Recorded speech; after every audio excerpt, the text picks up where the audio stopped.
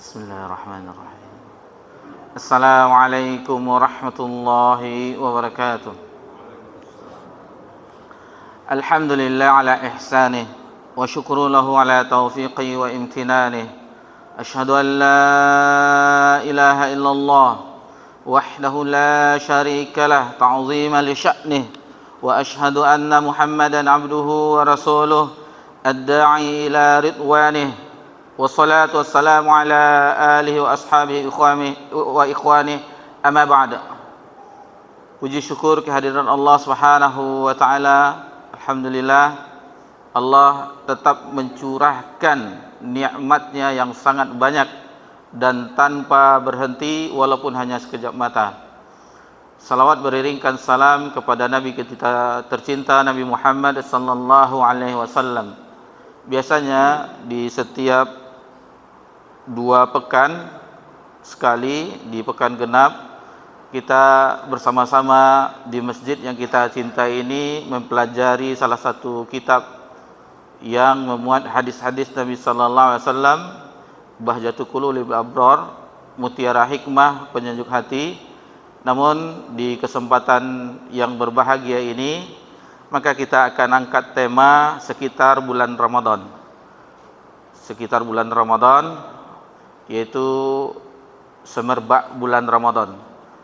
Sebelum kita mempelajari bersama-sama, maka mohon waktu sebentar untuk sebagai kenang-kenangan.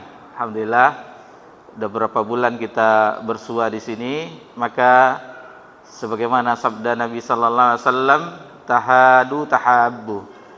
Saling memberi hadiahlah agar saling mencintai. Tidak ada untuk yang sesuatu yang bernilai tinggi, tetapi ada beberapa kitab yang kita bawa, ya mungkin nilainya nominalnya murah, tetapi penghargaan yang akan diberikan itulah yang membuat nilainya melambung insyaallah. Ada 4 kitab yang kita bawa. Tentu syarat mendapatkan hadiah itu bagi yang menjawab pertanyaan. Sebelum kita mulai pembahasan kita, bersemilah Ramadan, kemudian ritual Ramadan. Jadi ada 4 kitab, berarti 2 untuk bapak-bapak dan 2 untuk ibu-ibu. Mungkin nanti bisa dibantu Fikri. Yang pertama untuk bapak-bapak, yang hadiahnya untuk yang paling tua. Yang paling tua.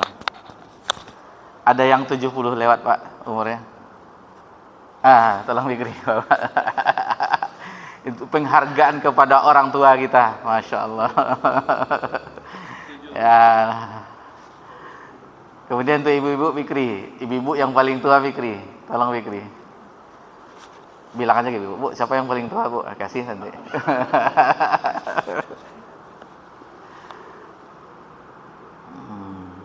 Siapa yang paling tua Bu?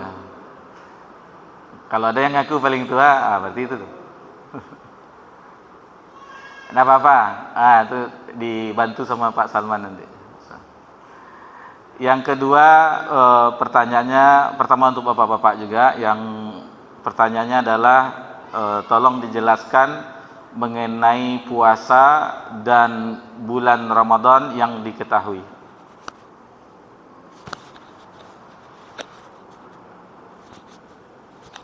Tidak apa-apa, salah pun tidak apa-apa. Kita nggak ujian semester. Ya, sepertinya ada yang malu-malu nih.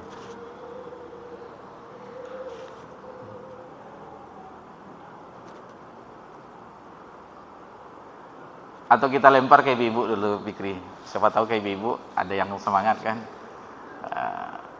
Tidak ada ibu. Ada tuh bagian situ ada tuh.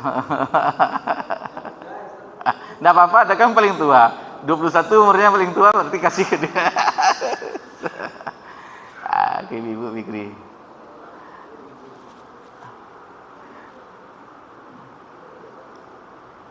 Tidak apa-apa, terima aja Bu. Yang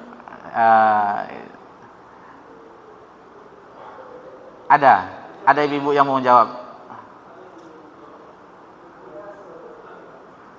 Atau ibu-ibunya tidak ada yang hadir.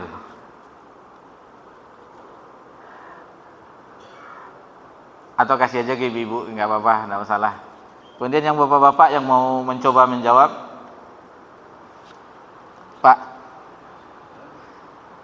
jawab lah Pak, supaya dapat hadiah.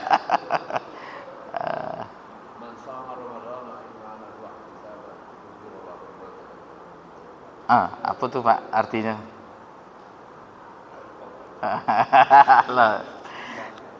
Man shoma ramadana imanan wahtisaban, Masya Allah, hadis Bukhari dan Muslim. Man shoma ramadana, siapa yang berpuasa bulan Ramadan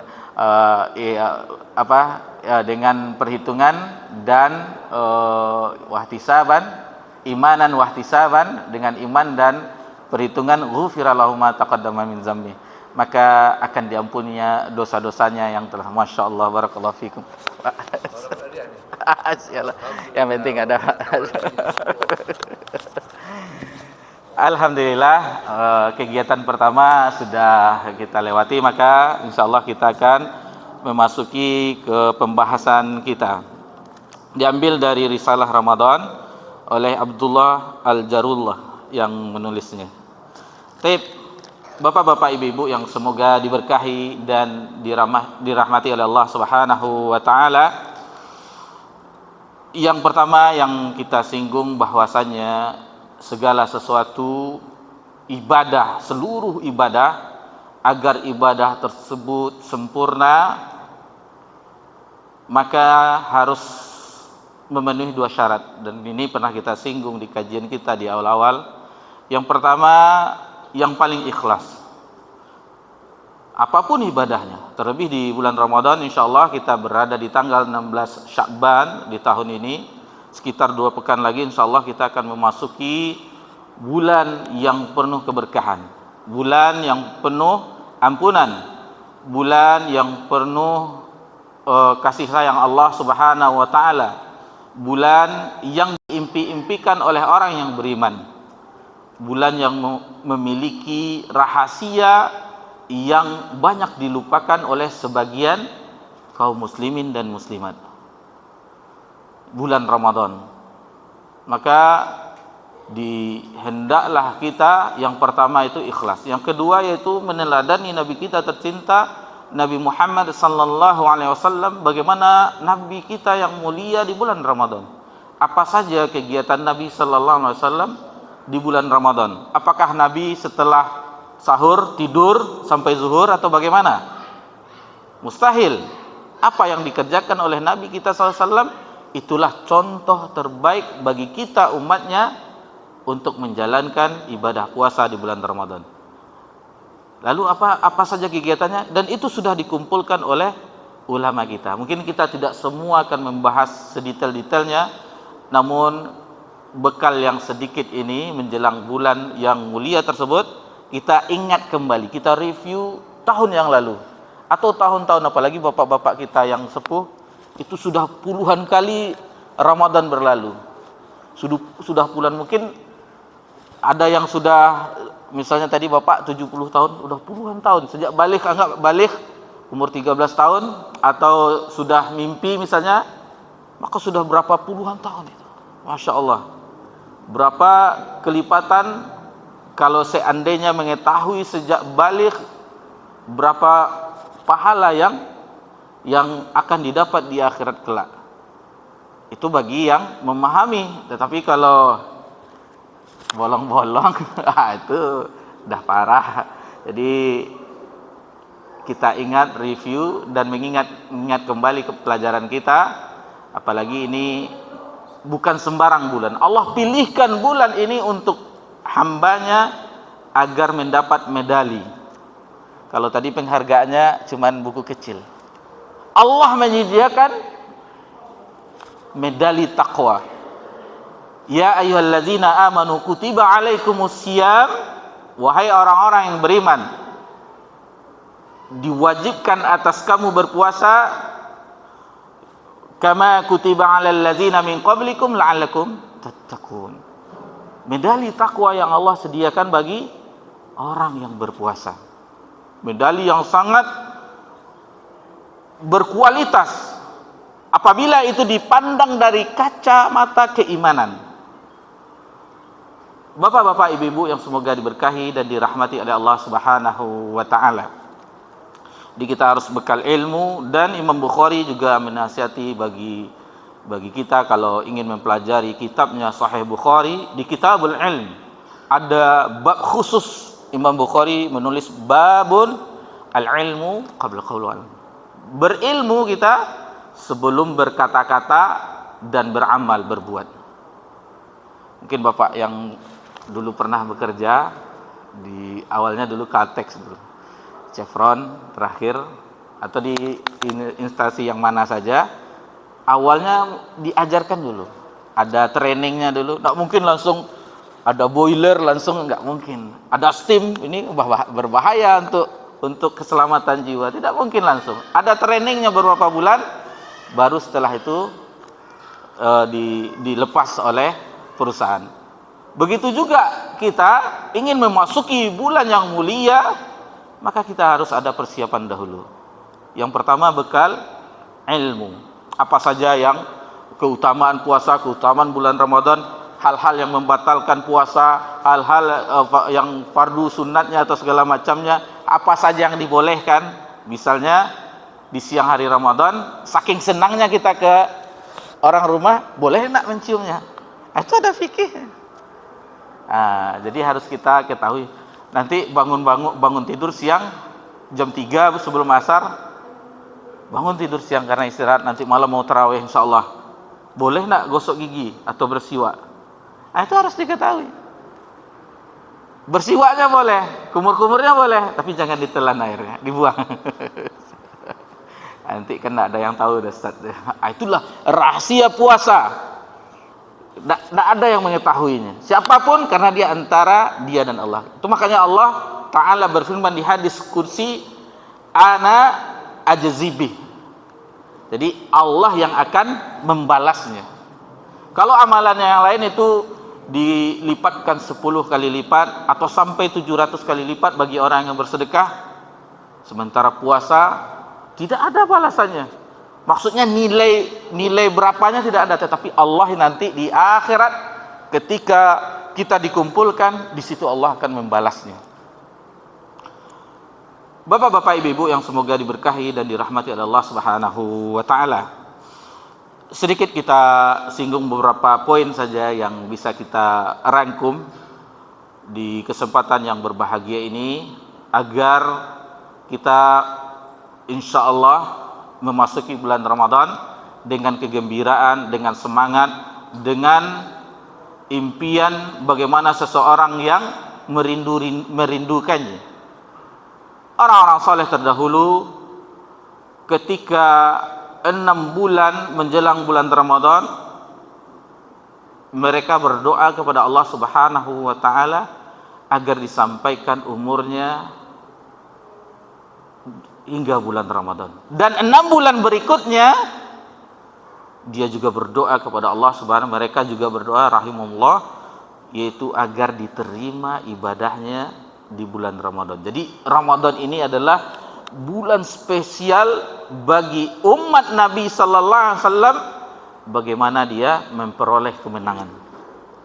Kemenangan yaitu masuk dari pintu surga Ar-Rayyan. Jadi pintu surga itu ada 8 pintu khusus untuk orang yang shaim, ada pintu khususnya Ar-Rayyan yang tidak akan dimasuki kecuali orang yang berpuasa. Bapak-bapak, ibu-ibu yang semoga diberkahi dan dirahmati oleh Allah Subhanahu wa taala, sedikit kita singgung ketika Nabi sallallahu alaihi wasallam memasuki bulan Ramadan. Maka Nabi sallallahu alaihi wasallam di dalam sebuah hadis memberitahukan bagaimana orang-orang ketika hilal Ramadan masuk.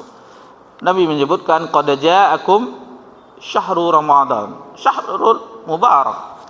Sungguh telah datang kepadamu bulan Ramadan, syahrul mubarak, bulan yang penuh keberkahan. Maka disebutkan oleh Nabi SAW bulan tersebut di Futihatil Abwabul Jannah, dibukakan pintu-pintu surga, tidak ada satupun yang tertutup. Dan kemudian ditutup pintu-pintu neraka, tidak ada satupun yang terbuka. Kemudian wasil salatin syayatin, setan-setan dibelenggu.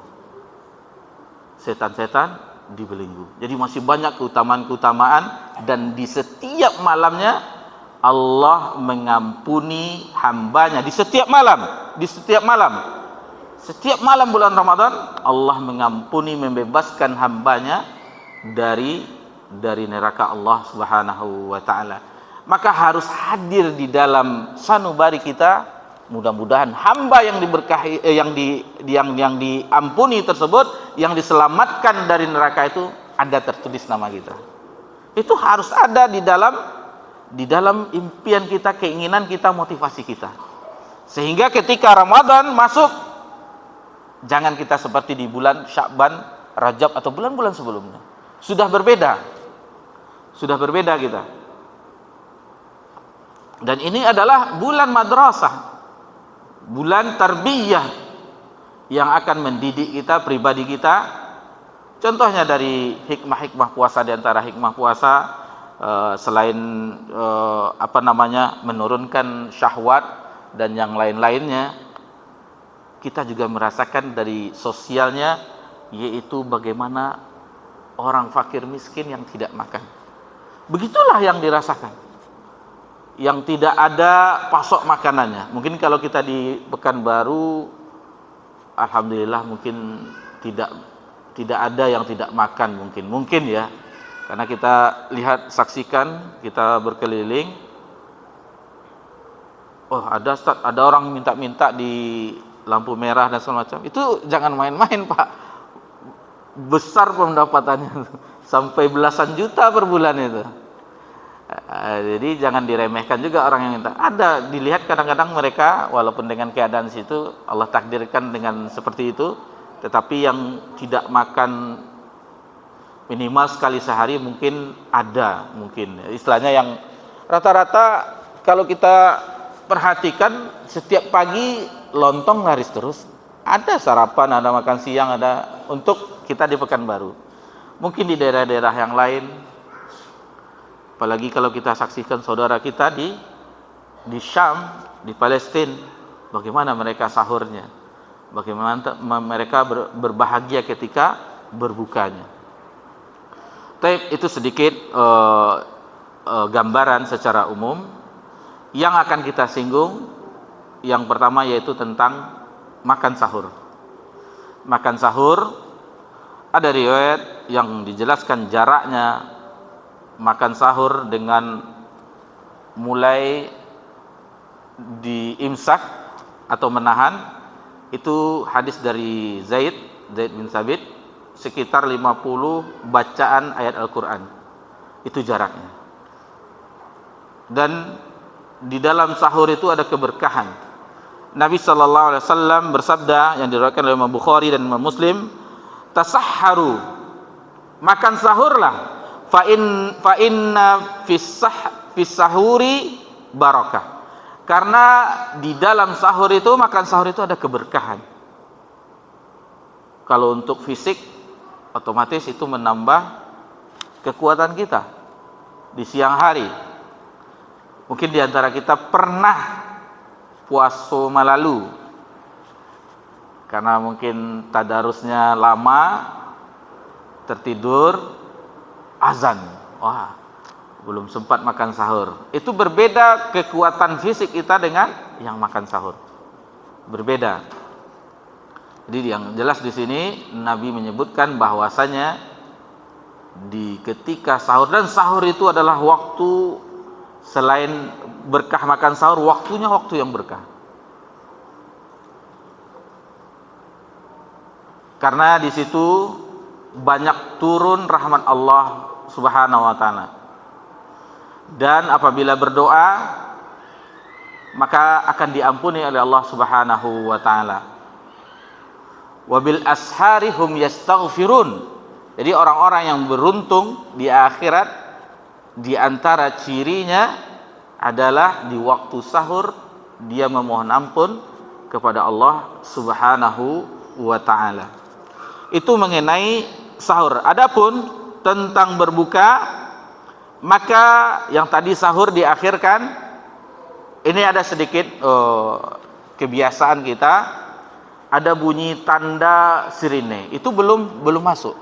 Jadi tandanya itu kalau kita ambil dari definisi secara bahasa, saum atau siam ai imsak, yaitu menahan. Adapun secara istilah, menahan dari segala yang membatalkan puasa, dari segala hal yang membatalkan puasa, makan, minum, mendatangi istri dan segala macamnya, mulai dari terbit fajar hingga terbenamnya matahari. Jadi mulai terbit fajar shadiq, bukan fajar kadzib.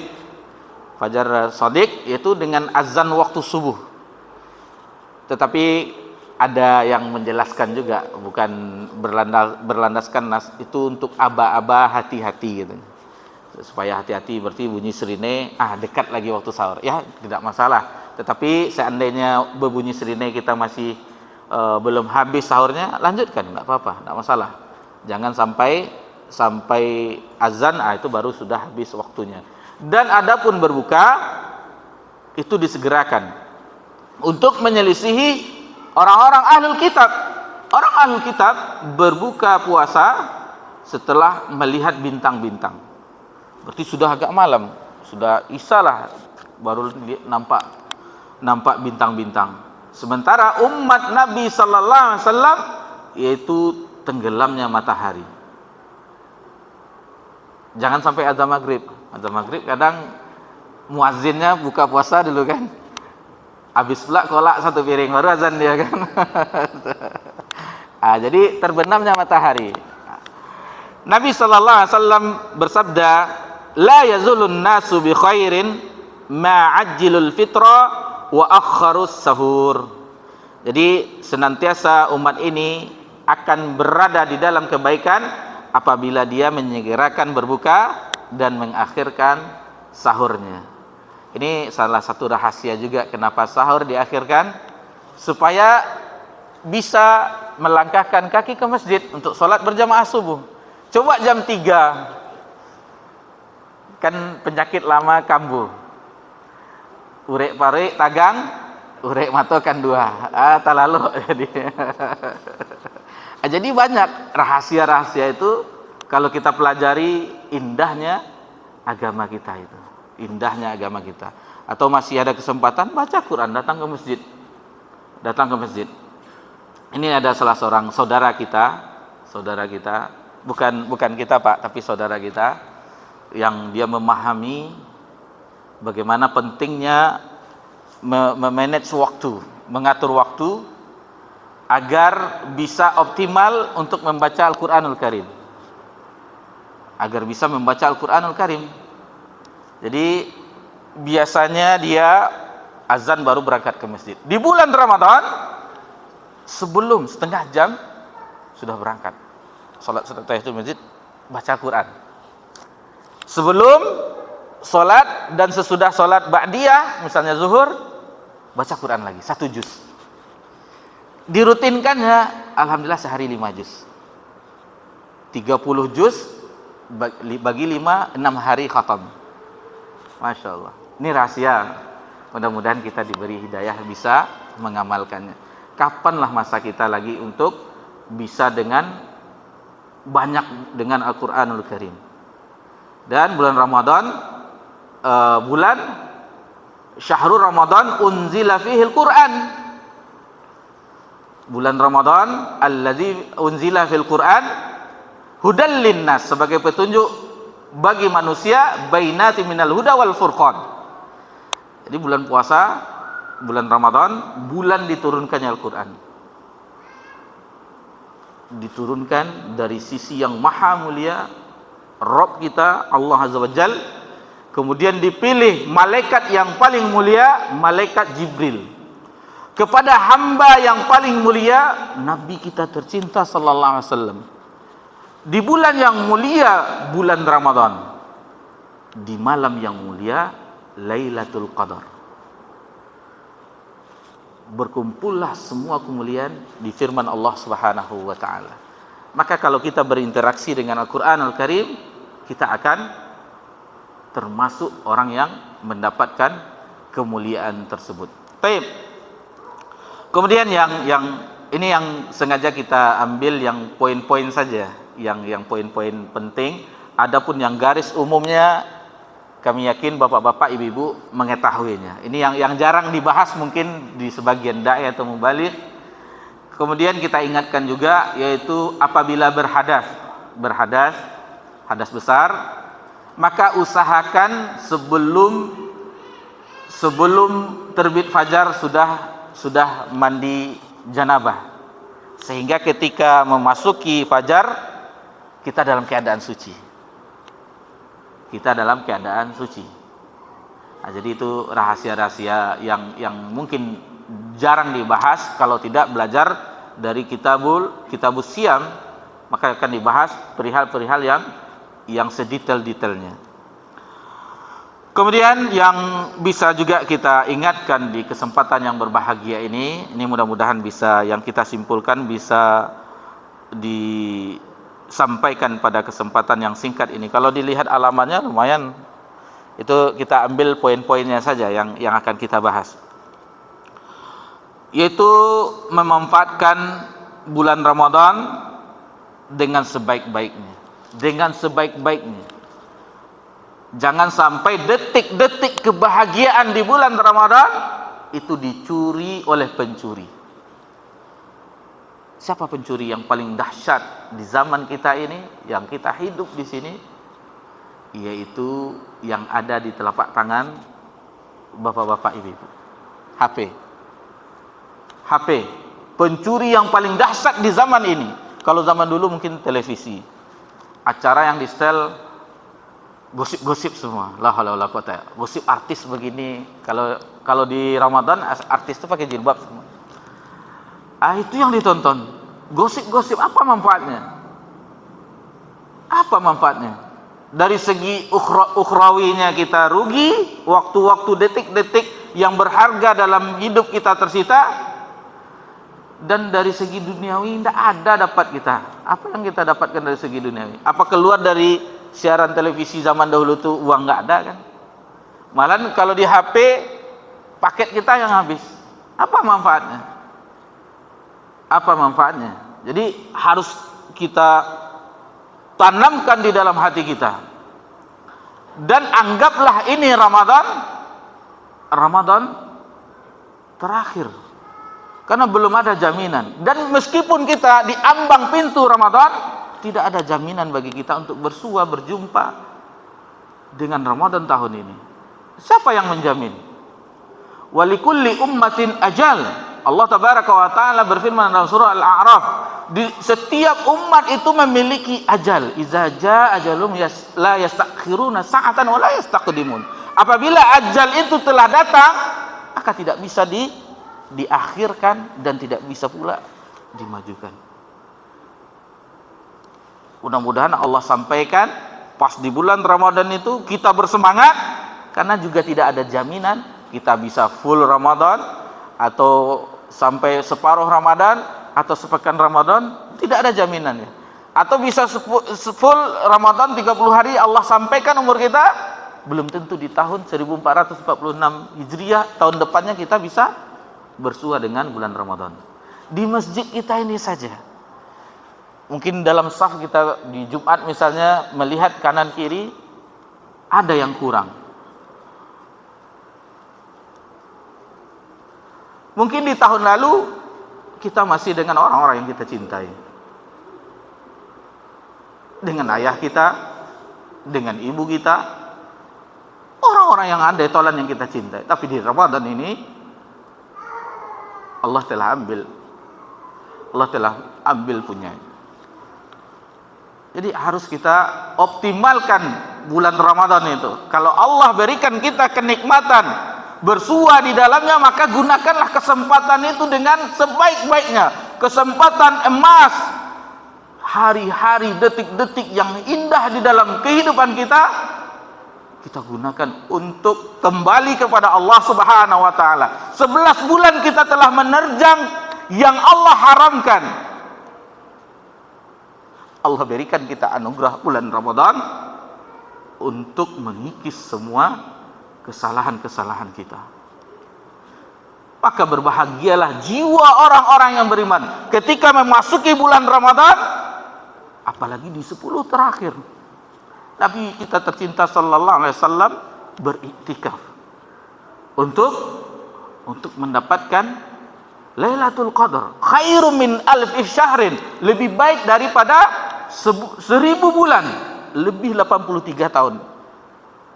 Mustahil bagi kita menjumpai orang-orang tua yang sampai umurnya 80. Ada, cuman mustahil, sudah sangat jarang.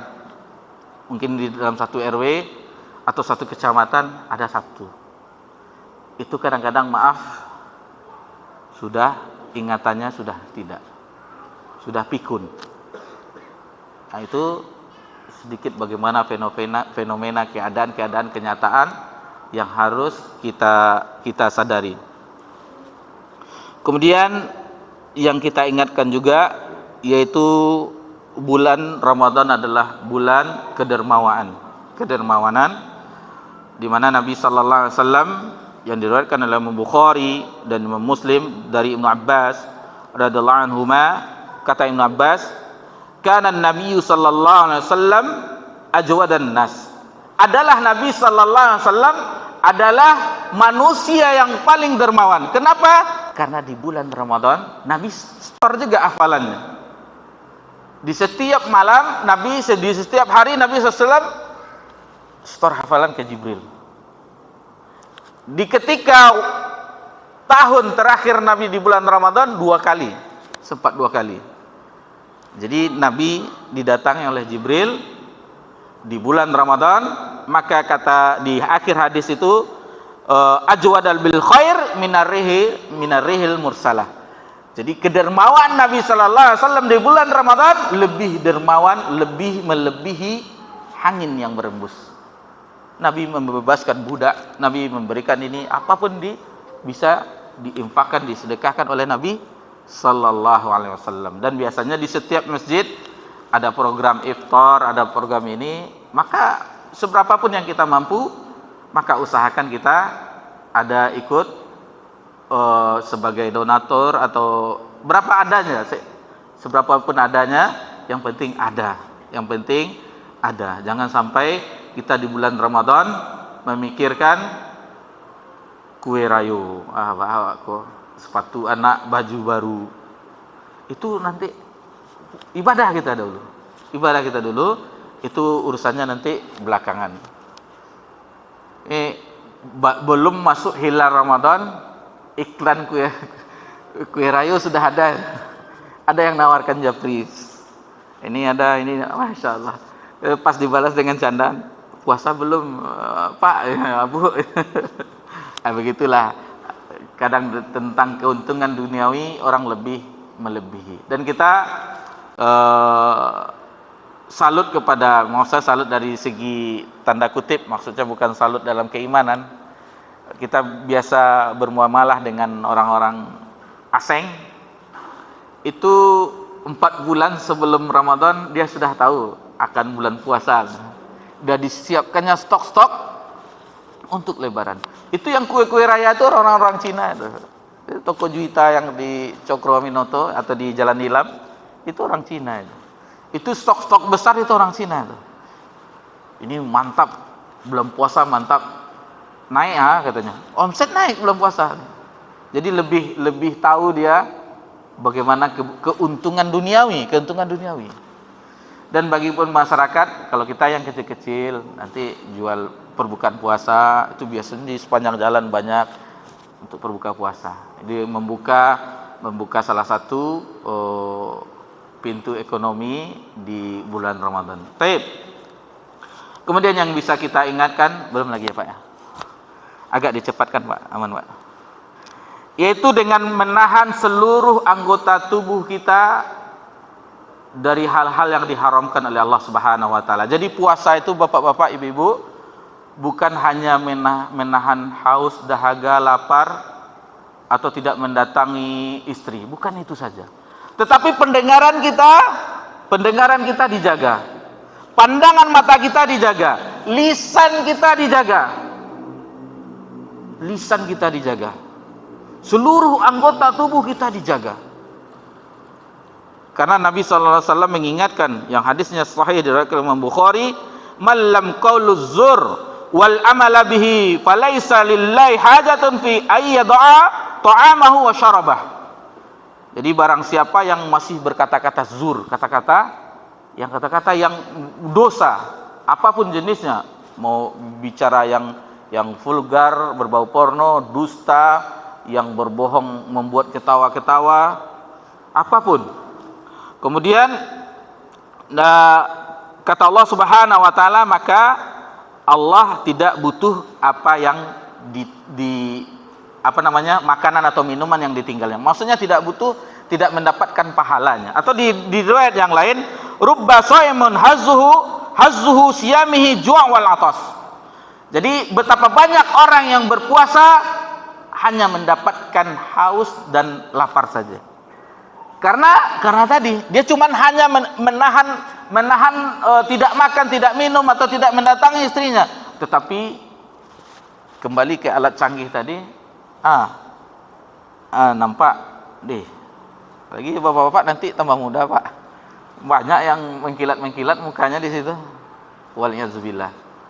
Kemudian gosip-gosip yang lain, habiskanlah untuk berbicara pemilu tuh. Mau realcon, mau ikon-kon, biarlah kita fokus ke Ramadan lagi. Biarlah itu urusan KPU, Banwaslu, apalah namanya, lulu. Dah, ini yang kita sekarang, hamba Allah.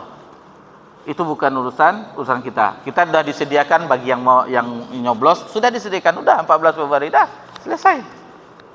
Adapun keputusan-keputusan itu biarlah orang itu yang mengurus. Tapi kalau yang ingin lebih lagi misalnya, maka berdoalah agar diberikan pemimpin yang baik terhadap agama kita, tentunya itu yang paling penting dahulu. Kita mana yang didapat, berarti itulah yang kondisi yang sebenarnya. Misalnya dimenangkan yang ini tidak sesuai dengan harapan, ketahuilah mayoritas penduduk Indonesia seperti itulah. Karena ungkapnya Imam Ibnu Qayyim rahimahullah taala, pemimpin itu adalah cerminan dari rakyatnya. Bagaimana rakyatnya mayoritas, maka seperti itulah pemimpinnya. Sedikit kita singgung di zaman Ali bin Abi Thalib. Ketika Ali bin Abi Thalib menjadi khalifah Rasyidin yang keempat, maka banyak terjadi pemberontakan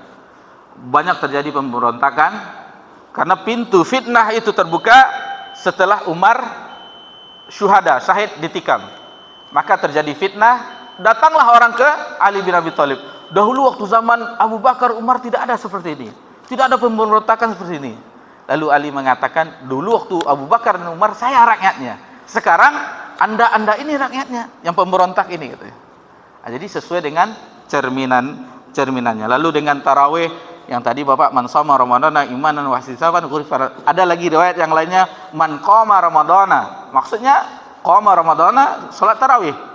Seperti itu juga lafaznya, imanan wa ihtisaban ghufira lahu ma taqaddama. Ada yang riwayat yang lagi, man qama lailatul qadr, barang siapa yang menegakkan Lailatul Qadar 10 hari sungguh-sungguh dia, misalnya dia i'tikaf, maka Allah akan ampuni dosanya yang telah lalu.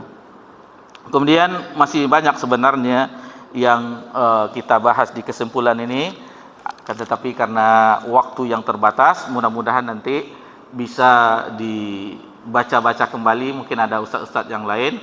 Adapun untuk kajian kita yang setiap 2 pekan sekali, ini yang terakhir perjumpaannya, dan kami pribadi mohon maaf kepada bapak-bapak, ibu-ibu jamaah, seandainya kami di dalam pertemuan kita ada yang salah, ada yang khilaf, itulah manusia. Adapun tentang bapak ibu-ibu semuanya sudah dimaafkan sebelum-sebelumnya, tidak masalah. Dan kami ucapkan juga jazakumullah khair semua pihak yang tidak bisa disebutkan, sehingga kita bisa bersua di masjid yang kita cintai ini. Dan insya Allah jika diperkenankan kita akan berjumpa kembali setelah Ramadan insya Allah. Maka berdoalah, memohonlah kepada Allah Subhanahu wa taala agar kita diberi taufik, hidayah, keselamatan dan keinginan yang kuat untuk beribadah di bulan Ramadan dengan semangat apa namanya Pak? Semangat 45. Semangat 45 dan tidak ada upaya kita selain doa. Seperti kita katakan tadi, Allahumma balighna Ramadan, Allah meniru orang-orang soleh terdahulu agar kita bersua dengan penuh keimanan di bulan yang dirindu-rindukan oleh orang yang beriman. Mohon maaf, subhanakallahumma bika asyhadu an la ilaha illa anta astaghfiruka wa atubu ilaik. Wassalamu ala nabi Muhammad sallallahu alaihi wasallam wa ala alihi washabbihi ajmain. Walhamdulillahirabbil alamin. Wassalamu alaikum warahmatullahi wabarakatuh.